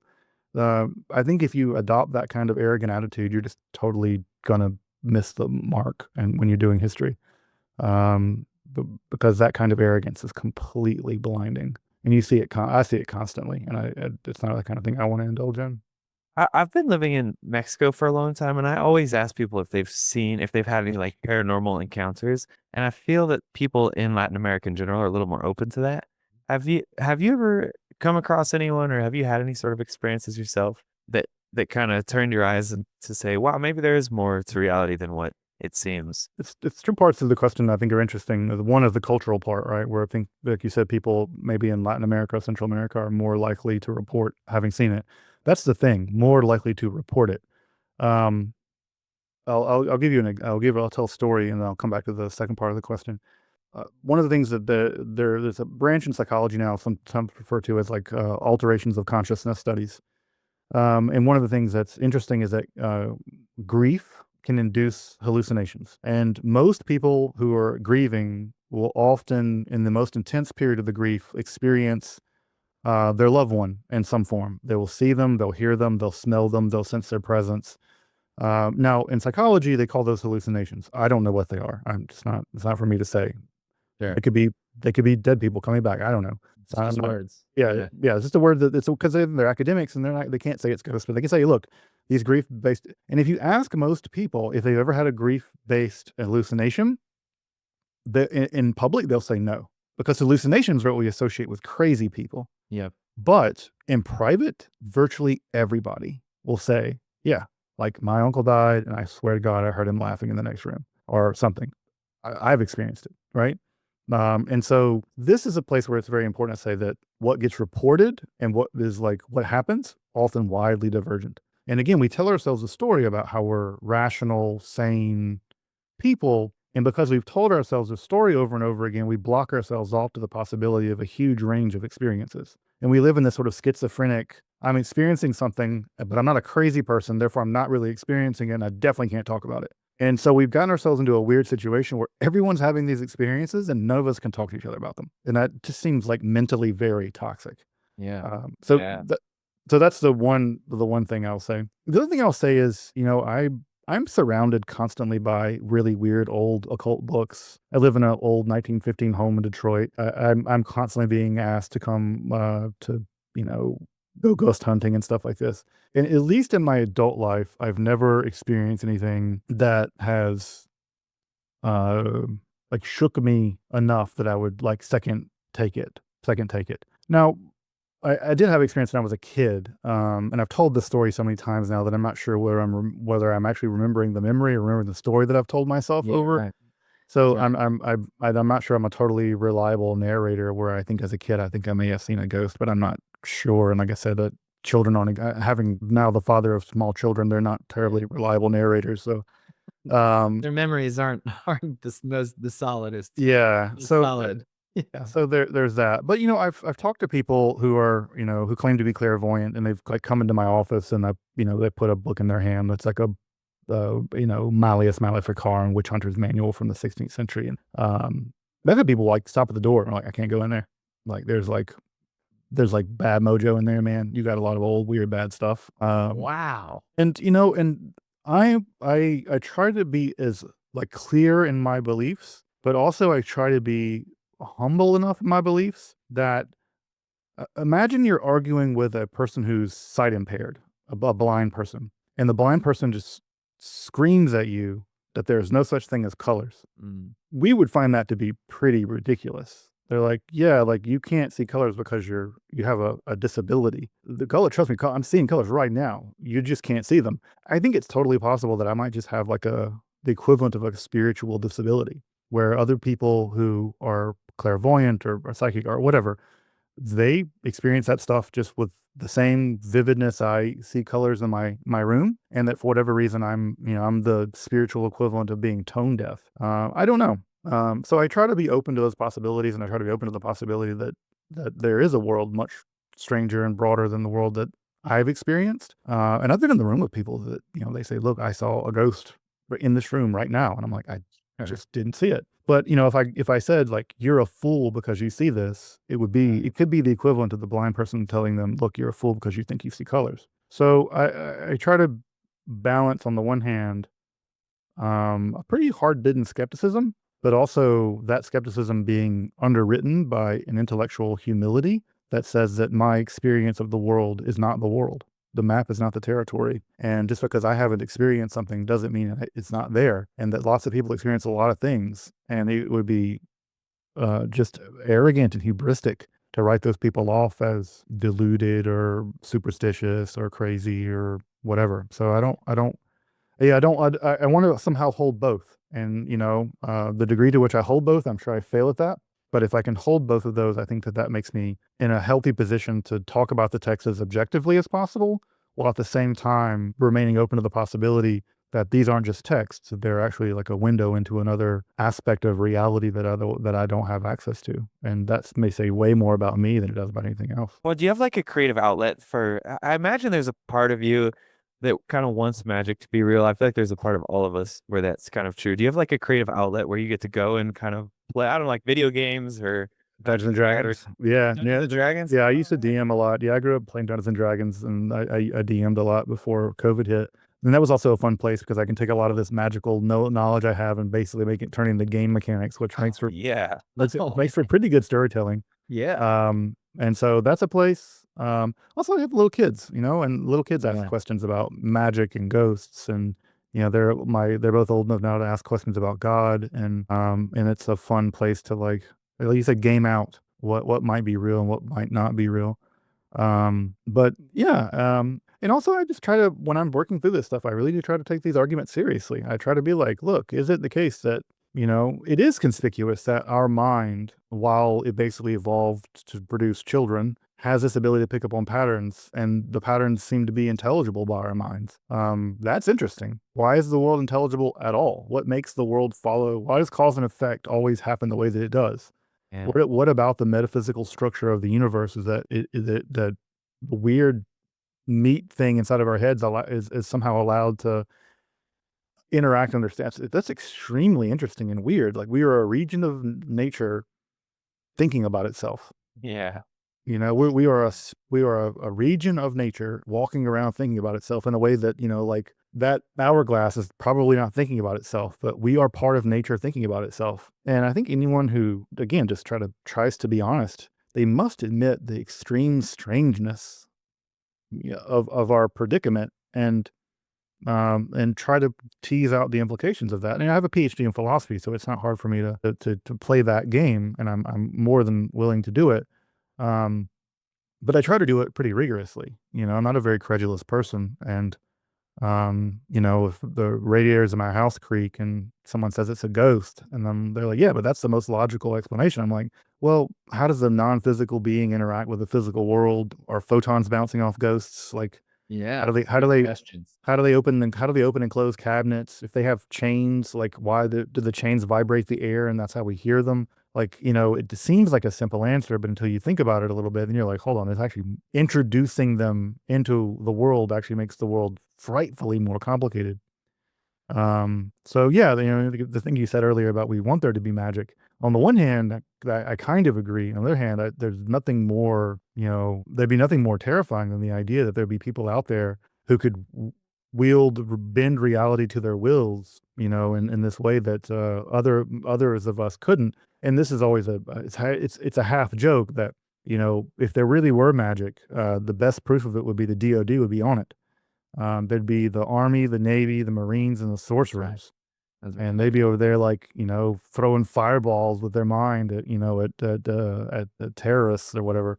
And they did try. I mean, there were experiments. They were experiments with remote viewing and stuff by the CIA.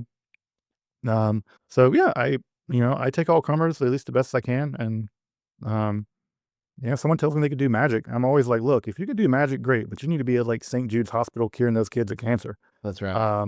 No, like, look, I'm about it. If you got that magic powers, like, there's a bunch of hurting people out there. Like, let's just like get you to work fixing, kids with, God forbid, cancer. I mean, like, if the best thing you got is angels told you to swap wives with your weird medium buddy, I'm like, this is pretty unimpressive magic in the end.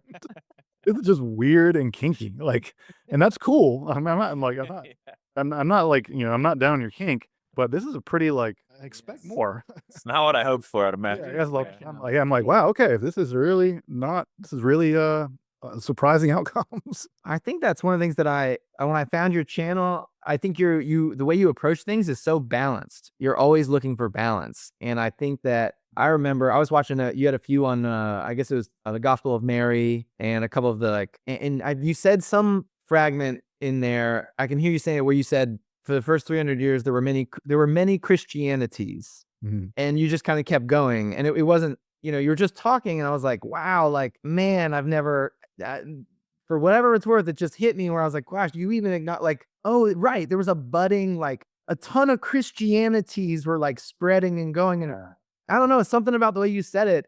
It was so much more matter of fact because here's all these texts from all these different Christianities of what they all different believe. And I just really appreciated that because you also, I think you defined esotericism, or maybe I read it somewhere else, it was pretty much anything non-mainstream, which like that's broad. That's everything but like pop music. If this is the 90s and it's like, oh, like everything esoteric, it's just whatever the main people in charge weren't saying and doing. And I think that it's like how we always say the history is written by the winners. And it's like, well, this is all the other history that the non-winners or the people who aren't in charge didn't get to talk about. And that's so interesting. Like, I think that's where the interesting stuff is, because it's usually where the truth is oftentimes, Or at least we're not going to get to the truth without having all those voices at the table. We have to take them all. You have to take what was mainstream, and you can take who wins an election and you're like, look, they freaking crushed it. And you're like, well, 48% of the country was like the other way. And so,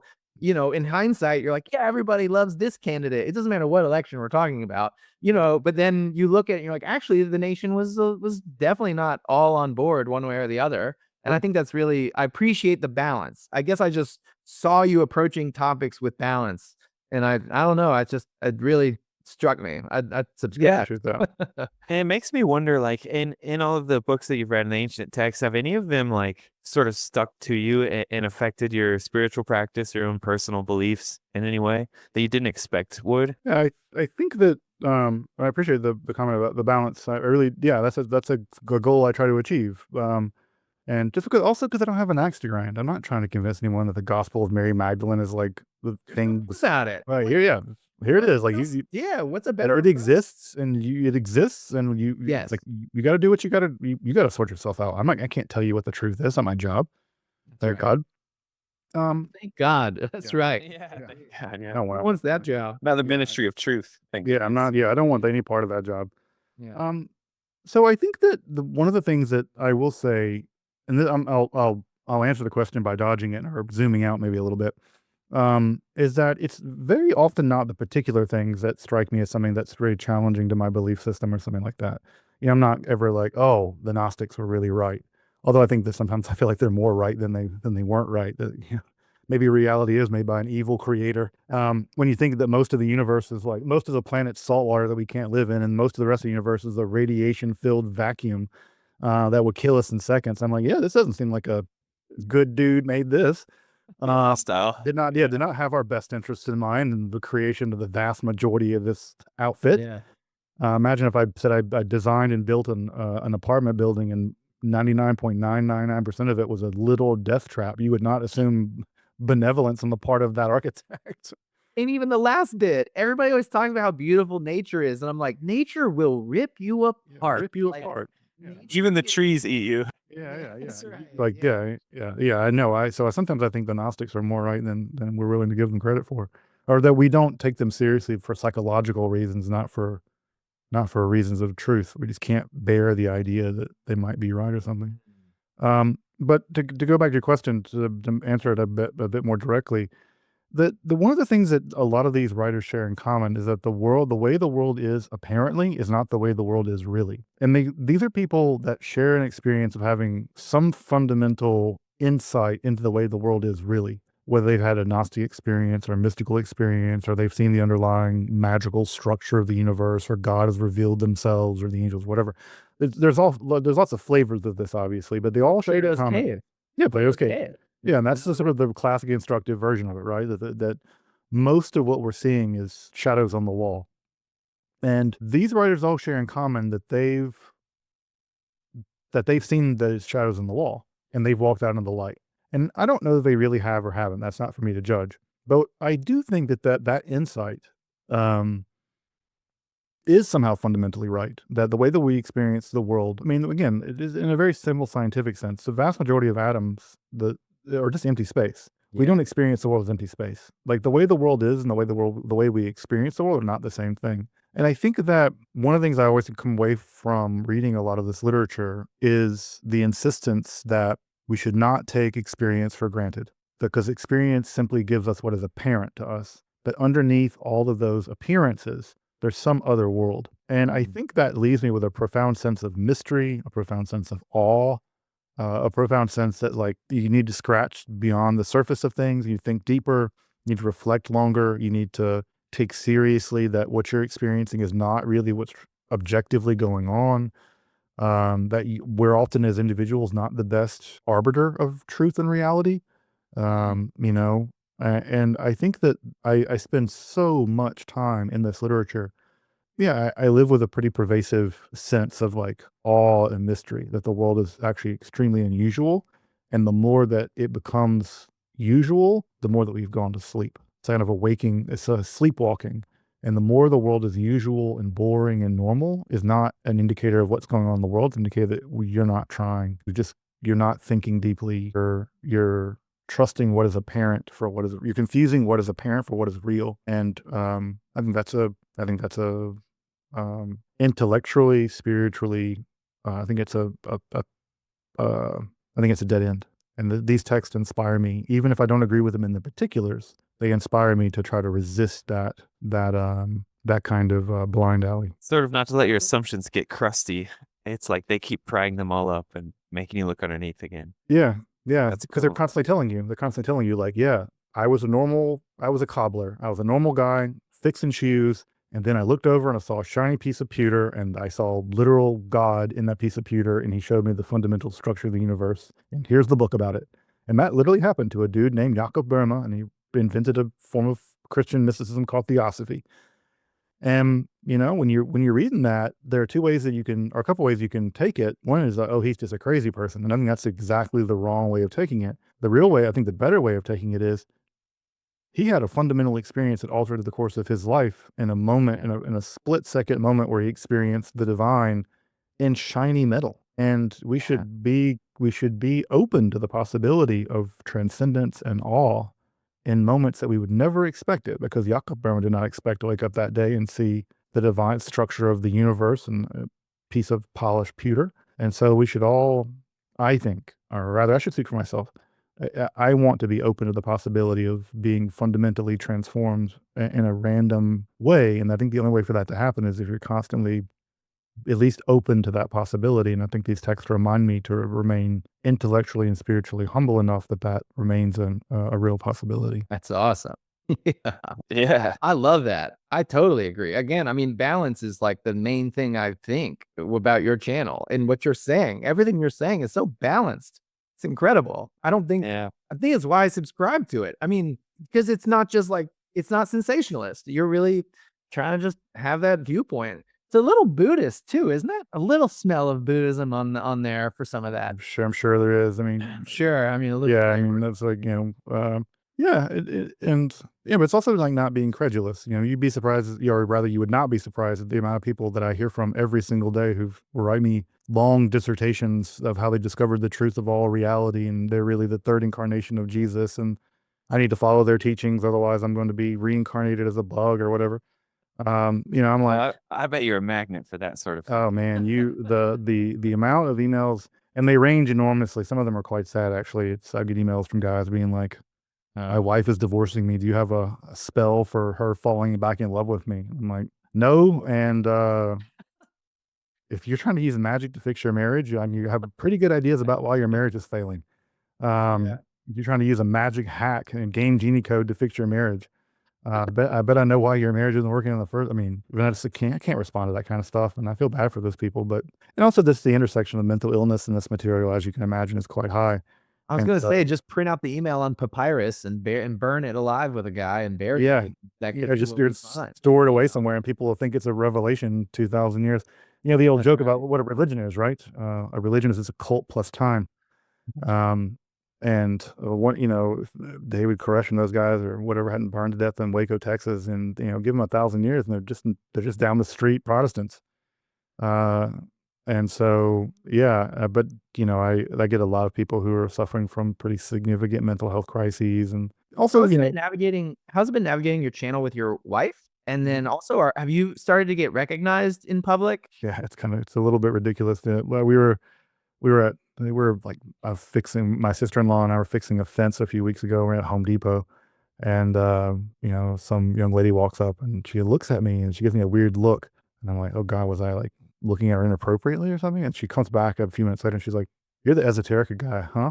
And I'm like, yeah. I was like, hold on, can I FaceTime you with my boyfriend? We really love your channel. And so I'm like, we're like getting woodcut and FaceTiming with these lovely people about the channel. So yeah, it definitely is. It's funny, it's like, Cool. yeah, it's funny. I don't mind it. It's like, as long as it's never been creepy or anything, but I'll report back if it gets creepy or something. But, yeah, my wife is a congregational rabbi, and so yeah, Oh, people have like, when they come to Detroit and they have to pick a synagogue to go to, people have been like, we have to go to Rabbi Alana's synagogue because like that's where Esoterica guy is.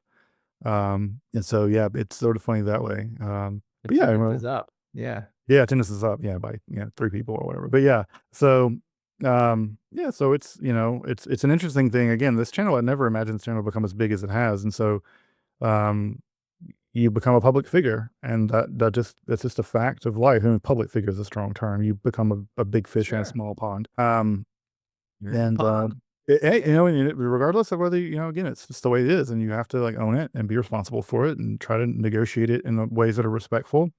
And then have you gotten to handle like any of the like like the Dead Sea Scrolls, or like have you started to get invitations or anything like that to kind of inspect source documents? Has anybody reached out? Nothing like the Dead Sea Scrolls, but yeah, I've definitely gotten calls from libraries who want me to identify a book or a manuscript, and or artifact that's in their holdings, where they're like, hey, we have this weird amulet, can you help us out with what this is? Cool. Yeah, I'm usually happy to get on a Zoom call and someone's like using their phone to show me something in the archives. Like, what is this? I'm like, it's a Solomonic magic textbook or whatever. So that's kind of, yeah, that's a lot of fun. And yeah, I've been invited in lots of pretty prestigious settings to give talks and stuff. And so, yeah, it's a great honor. And it's a thing I don't take for granted.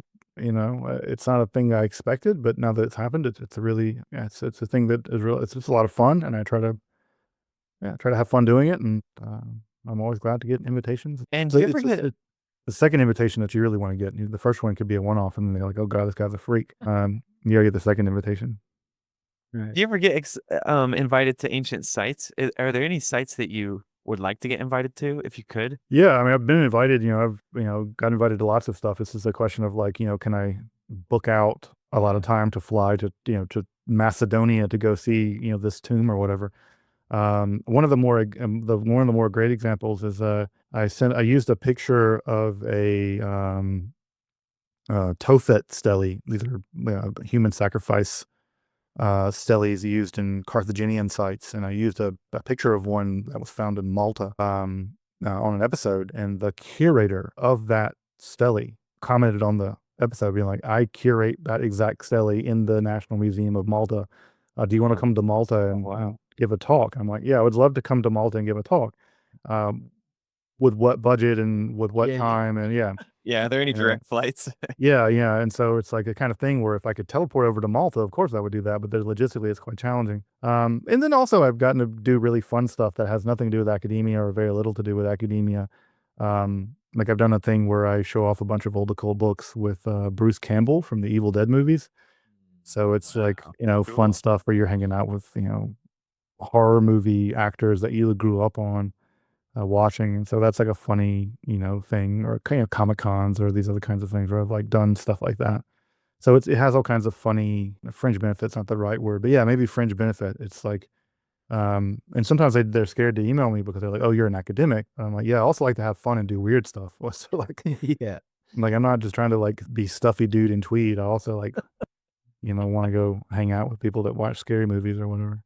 But yeah, I'm teaching a class in Egypt next year, so I'm teaching that class in Egypt, and so I'll be on the ground in Cool. Egypt with a tour of folks, and so yeah, that'll be a lot of fun. And the thing I want to do eventually is take Esoterica like as on the road. Like we're in very early talks with like kind of a Netflix style 8-episode thing where we go to places and talk about the history of this stuff and artifacts and books, and kind of do Yeah. sort of like Graham Hancock, but like actual history. Um, Yeah. you know, I was going to ask if you were thinking about traveling speaking engagements because yeah, I think you yeah, get something an like that. audience. Yeah, Yeah. something like that. It's always a question of how YouTube translates into on the ground stuff. And I've done a little bit of that. So yeah, it's all about um, seeing what modalities this can take, and Yeah. reaching people where they're at, and building up communities of folks who are interested in this material, and again, doing the work of providing them reliable and scholarly access to history. And that's what every scholar wants to do. They want to be able to connect people to the past in a way that's reliable, and do that in a way that is fun and engaging for audiences. And so I absolutely share that desire. Have you ever heard of the Great Courses? Yep. I used to listen to those a lot, and Yeah, those are great. yeah, they were awesome. And then I slowly transitioned to YouTube because it was free, and people like you were putting out content that was as good, if not better, than the Great Courses. It's like you can find, academic level education on YouTube. And so I kind of think you're ahead. I think you're leading the charge on that because, academia, I think, has some issues. And I think that but people really like learning if it's presented well and it's interesting information. And so I think you go where the people are. I really love your channel. I really do. I appreciate that. Yeah, I You know, appreciate you wanting to come on. This was so fun. Like I appreciate it.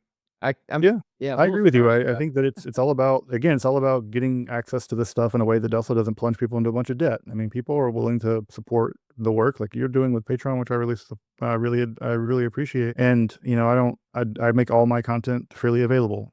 Because I have people writing in from Brazil who say like, look, I love your content, but $5 is like what I make in like 5 hours. Yeah. yeah. People, the developing world here in Mexico City, people in the developing world just don't make a lot of money. And I have viewers in Africa, I have viewers in India, I have viewers in the global South. And I want to create as little barriers as possible. Because I remember being a working class kid in like Jackson, Mississippi, and never imagining I would have access to world-class libraries and college education. Because I was a poor kid. I grew up in a 700 square foot house with me and my two brothers and mom and dad. That was a pipe fitter. And so I remember the days of being poor and not thinking things were possible. And I don't want people, for instance, in the global South, not to have access to this material too. And everything I do, I try to do, completely open access where there's literally no paywall. Um, and that's possible because of, support I get on things like Patreon. And that's a commitment that's important to me because I also know that there's a broader world than affluent Americans who want access to this stuff. There's just working class people in Ohio who are just interested in learning about this stuff to make good D&D games, and I want them to have it just as much as anybody else. And you do that by making it intellectually accessible, but also not making it paywalled. Because again, otherwise you're just being another form of gatekeeper, and I just don't want to. I remember facing those people and not liking it, and I don't want to become one of those people. And I appreciate how you do long form. It's like oftentimes can be up to an hour sometimes. And when I'm driving or doing a job, then it's nice to just put something in your ears and not have to change it, not have to like pick the next thing, and you're like, oh, I'm good for an hour with what's in my ears, and I can just now go about working out or whatever I'm doing, and I appreciate that. And so it's all of a sudden I get what feels like a college lecture just for an hour while I'm doing some meaningless, something that doesn't require my brain. So I appreciate that. Yeah, no, and again, this is the great thing about YouTube, is that it takes as long as it takes. If an episode takes me 15 minutes to explain it, I can do it in 15 minutes. If it takes me an hour, it's gonna take me an hour. That's right. And so it's really it's not like a college situation where I have to go for 50 minutes or I have to go for an hour and 15, or it takes what it takes. I've definitely started episodes thinking I'm going to get this done in 20 minutes. And it's like, all right, so I'm 45 minutes in and I'm halfway done. So this is going to have to be a 2-parter or whatever. Yeah. And what matters to me in terms of the content creation is just that I walk away from it feeling like I hit all the things I needed to hit, and I hit them in a way that is accurate. And if it takes 20 minutes, it takes 20 minutes. It takes an hour, it takes an hour. It's just like the great thing about the platform is that there's no one telling me what I have to do or not do. Yeah. If you get a chance to kick back, what do you like to listen to? What sorts of things do you just chill out on? Like music wise or like content wise? Well, yeah, I was thinking YouTube, but also music. So I think YouTube, I like to watch like restoration videos, like people Cool. like restoring like old broken stuff, like old radios. I like a lot of technical stuff. Like this is the thing I think sometimes people are surprised. Like I've been slowly learning 6502 assembly, which is the microprocessor that the NES was ran on. Oh, cool. Oh, And nice. so, and there's lots of stuff ran on 6502.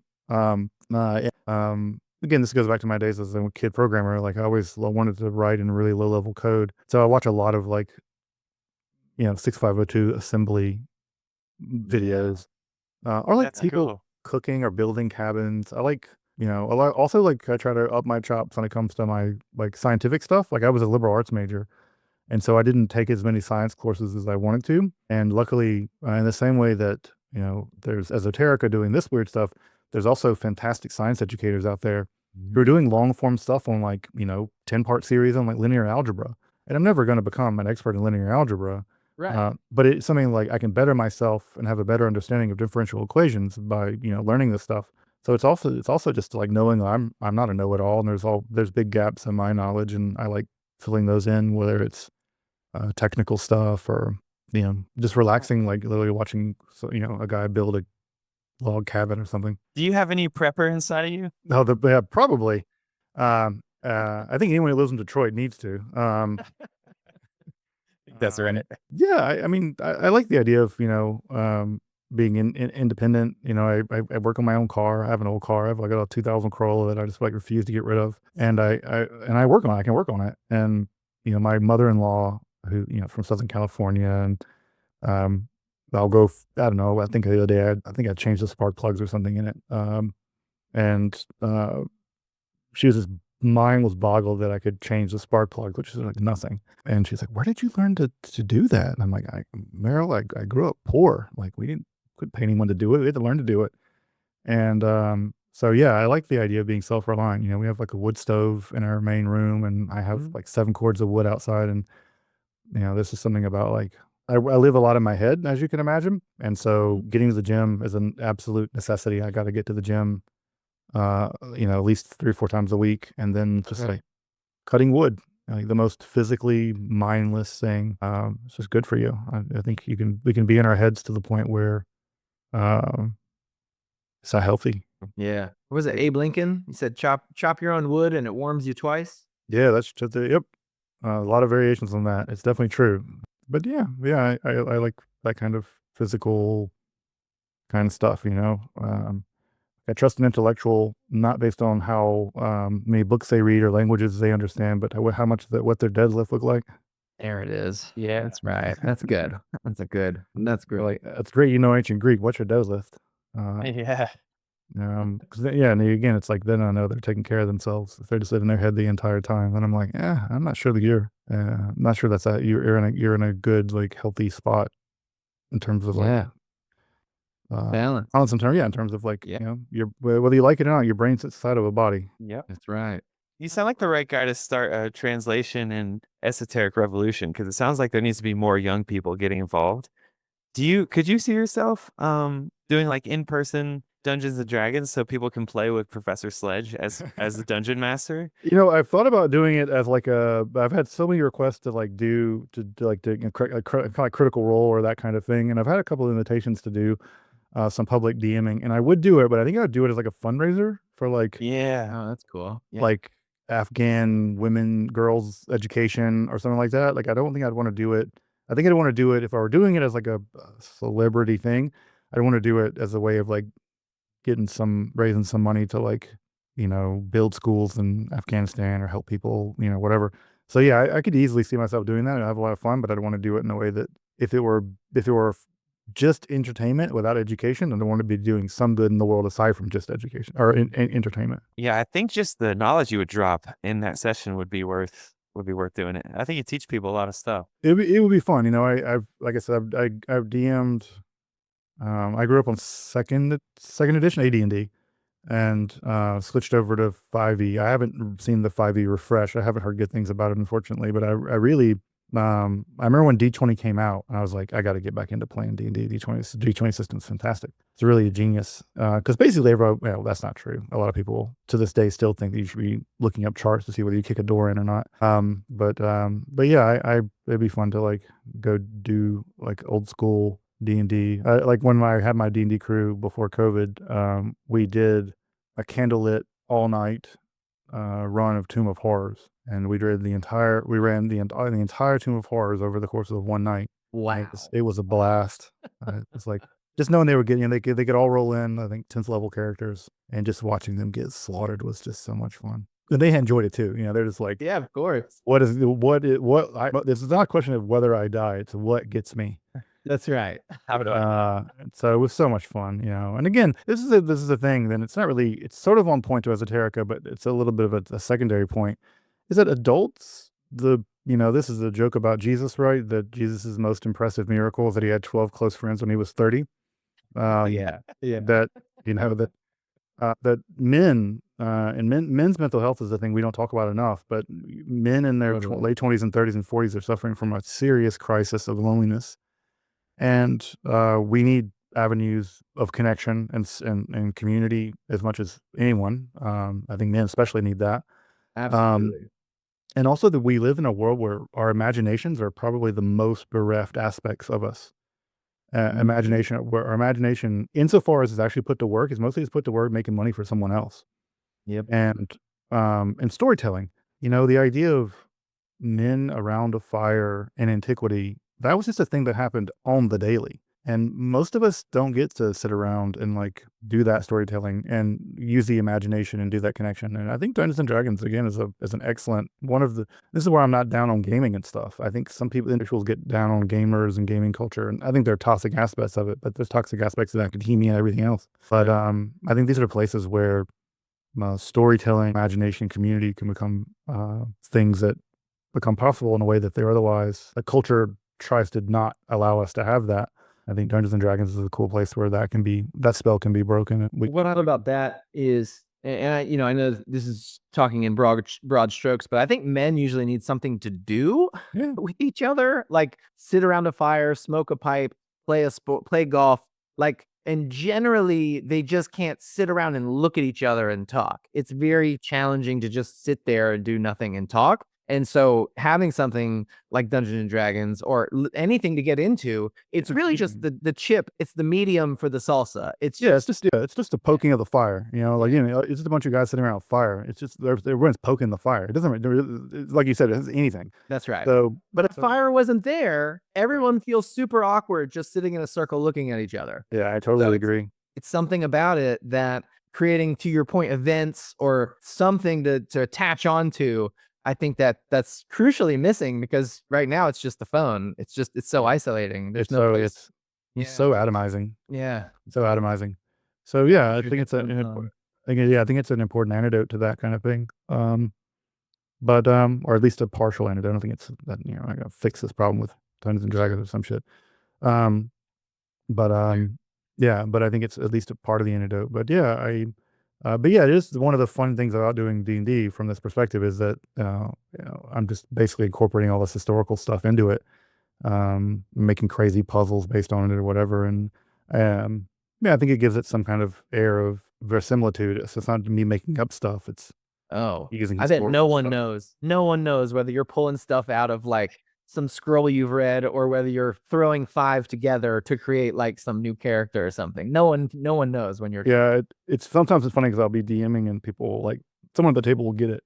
They're like, hold on. Oh, like that's cool. This puzzle is just some version of, Pythagorean, thing or whatever. Yeah. So they'll get it. But those are fun moments, right? It's like, little Easter egg. It's like see how the sausages made kind of thing. So that's awesome. And Justin, this has been amazing. I think this is a good place to cut it. I mean, I've really enjoyed this, and thank you for saying yes to chatting with us. This has been so fun. Of course. I mean, it's cool to get a glimpse of the guy behind these videos. It's really cool. And it seems like you're a good guy. It's fun to hang out, man. Yeah, I appreciate that. Thank you. Yeah, I wish you guys the best on the podcast. Sometimes, younger, like fresher podcasts, they're kind of worried about asking bigger channels to be on, and I try to always remind my other people who have big channels, I'm like, look, you started off with like no subscribers. When you have people who are trying to get out there and like, support the community of people trying to do that.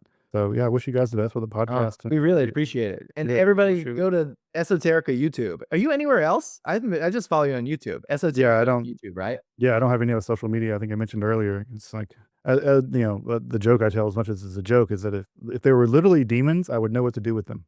But with social media, it scares me because I have no idea what to do with it. It's like Great. it's like an evil that I can't fight. You know, if a demon showed up at my door, I'd be like, okay, I got some solutions to this one. Things. I got Yeah, but Instagram, I got nothing. Okay, well, everybody go check out Esoterica on YouTube because you're marching towards that gold button. I mean, you'll have 1 million soon, I would imagine, in next year, I would hope. Hey, you know, hope so. You know, but also like the numbers are just the numbers, and you know, I want to.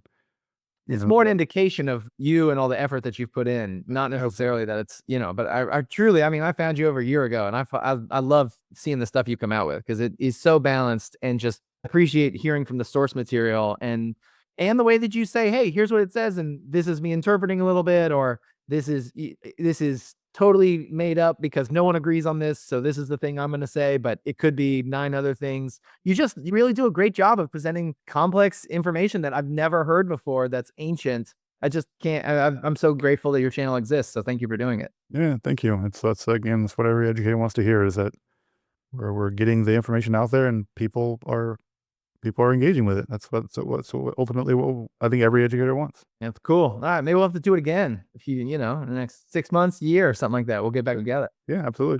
Feel free to reach out. Thanks, man. It's been a pleasure meeting you. Yeah. Absolutely. Everybody. Cool. See ya.